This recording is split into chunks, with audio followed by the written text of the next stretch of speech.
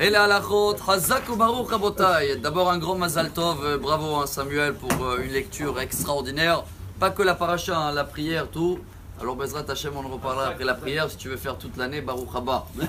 Et tu sais que c'est une grande journée aujourd'hui. Ce soir, c'est la Iloula de Rabbi Moshe Cordovero, qui est nommé le Ramak, qui est décédé 1570 à Tzfat. Il a grandi toute sa vie à Tzfat et était l'élève de Rabbi Yosef Karo, donc le maître du Shulchan Aruch, et qui était le maître, le rabbin du Harizal, Ari Akadosh.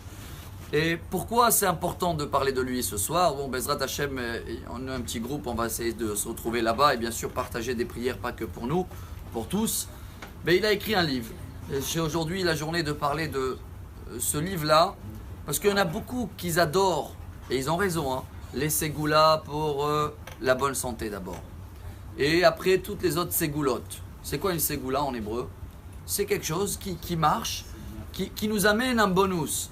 Il a écrit tout un livre qui s'appelle Tomer Déborah. Ce qui veut dire en hébreu, en français, le palmier de Déborah. C'est au nom de la prophétesse Déborah, qui était la seule juge d'Israël. Et Tomer, c'est un petit palmier. Pour nous apprendre comment on peut donner des fruits dans ce monde. Car vous savez, hein, le palmier, plus il donne des dattes, plus il est petit. C'est sur sa taille les dattes.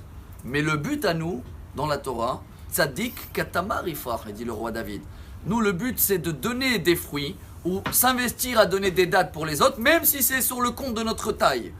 Mais dans ce livre extraordinaire, le Shla Kadosh et le Admor de Tzanz et tous les grands maîtres de la génération et le Hida, ils amènent que chacun qui va lire ce livre, et qu'avec le temps, il est très court, hein, il contient 10 chapitres, et qu'avec le temps même, il va essayer tous les jours de le comprendre un petit peu. Il a une ségoula, lo yera lo shum hol yo machala. Il est une garantie contre d'abord la maladie, comme ça il amène la mort de Tzanz, protégé, et de tous les problèmes de santé. Vous me demandez pourquoi? Pas seulement parce que c'est un livre, entre guillemets, c'est pas de la Kabbalah, hein, c'est du Moussar avant tout. Il y a de profondeur. Ce livre, il nous apprend comment Dieu se comporte vis-à-vis de nous. Qu'est-ce qu'il attend de nous? D'être à son image.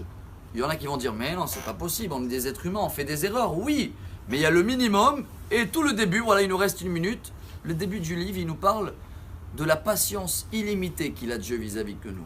Imaginez-vous, vous prêtez à une visseuse à quelqu'un et la nuit, il vient voler chez vous à la maison avec la même visseuse que vous avez prêtée. Qu'est-ce que vous le faites? Imaginez-vous que Dieu donne la vie, il donne la force à un voleur dans la main et il peut retirer cette force-là. On a eu déjà des exemples dans la Bible avec le roi Jérovam. Il a dit à Dieu, tu peux m'arrêter, je vais faire de l'idolâtrie. Il a arrêté, il a été bloqué avec la main. Il peut bloquer chaque fois qu'on va faire un péché. Mais imaginez-vous pas seulement qu'il nous bloque, il nous donne la possibilité de faire ce qu'on veut contre lui et en plus il nous donne de la parnassa dans la même main qui a volé. C'est une patience illimitée.